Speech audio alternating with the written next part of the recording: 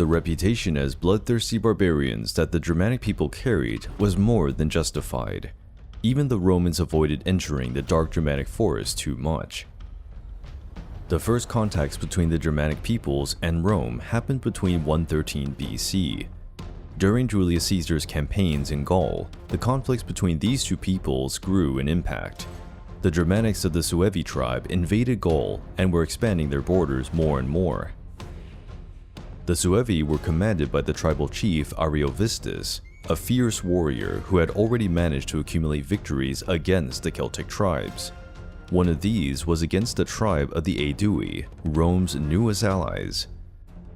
Taking advantage of the military might of the legions settled in Gaul, the Roman Senate urged Julius Caesar to fight the Germanics, claiming that they would be an even greater threat if other tribes crossed the Rhine River. With the arrival of Caesar and his legions in his territory, Ariovistus put together 120,000 of his warriors on top of a hill. While meeting with Caesar, he declared that he would neither surrender nor leave the territory of Gaul.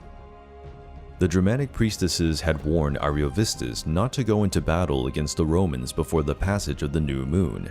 It was forbidden to shed blood during the changing phases of the moon. Ignoring the warning, Ariovistus started the battle, benefiting from the numerical superiority of his army. After luring the Romans near the Rhine River, the battle initiated and the Germanics attacked with their well-known ferocity, which made their people so feared. For the Germanics, unfortunately, Roman battle tactics proved far superior, and the Germanics were slowly overwhelmed, pushed against the riverbanks. Few were able to cross the river to escape the legions. Following the Germanic custom of bringing their families close to the battle, many failed to flee in time, and almost the entire tribe of the Suevi was wiped out on that day.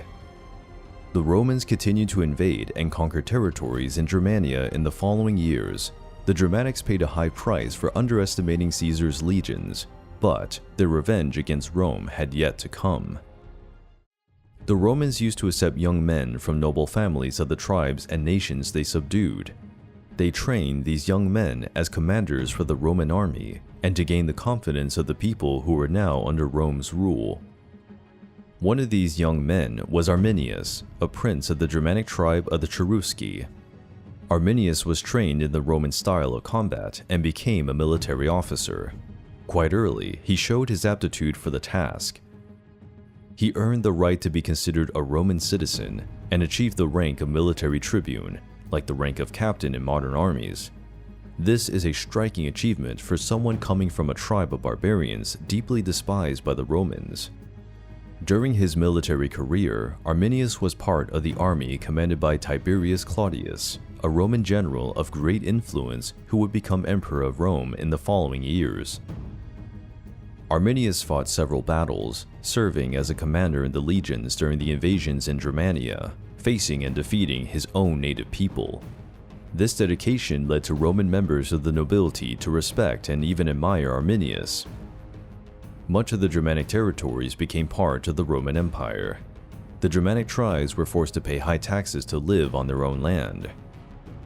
These territories were under the responsibility of Consul Publius Quinctilius Verus. To keep the peace, he had at his disposal 3 Roman legions, approximately 20,000 men.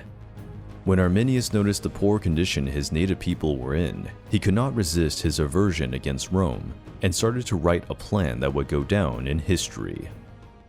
Autumn had arrived, and the Roman legions serving in Germania needed to march to a warmer region before winter.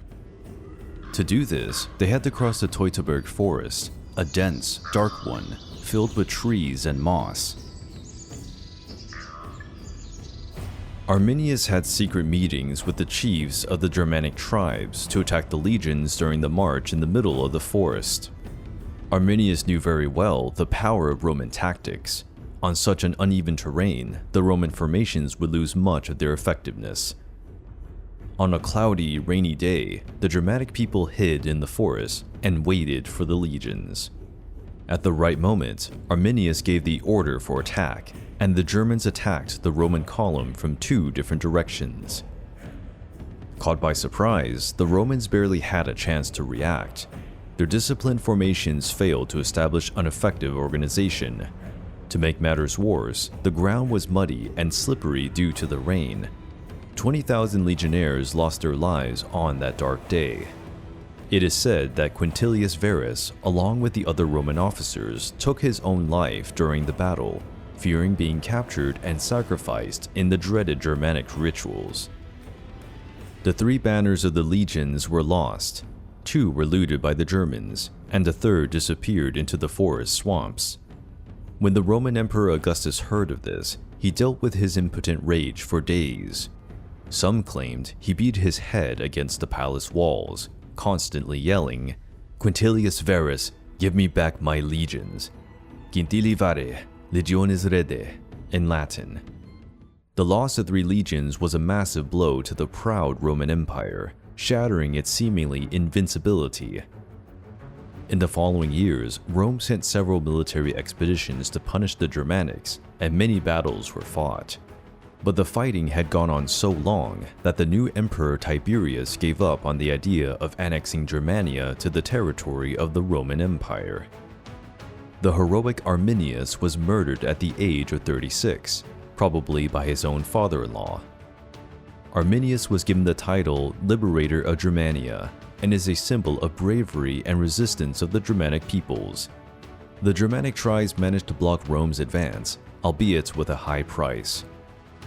During the Huns' invasion of Europe, many Germanic peoples moved further into Roman territories, in a period that would become known as the Barbarian Invasions. During the migration of Germanic peoples to Western Europe, tribes such as the Vandals, Ostrogoths, and Visigoths spread terror in the Roman territories, plundering and ravaging many towns and villages. Gradually, the different Germanic peoples came to dominate several regions of the former Roman Empire. They established themselves in the conquered territories. By the 7th century, almost all Germanic peoples were living in parts of Europe. The Germanic invasions brought disorder, destruction, famine, and plunder to the already decaying Roman Empire, which contributed greatly to its demise. Over time, Germanic culture was mixed with that of the peoples in the conquered territories. The influence of the Germanic peoples is therefore an important foundation of European culture.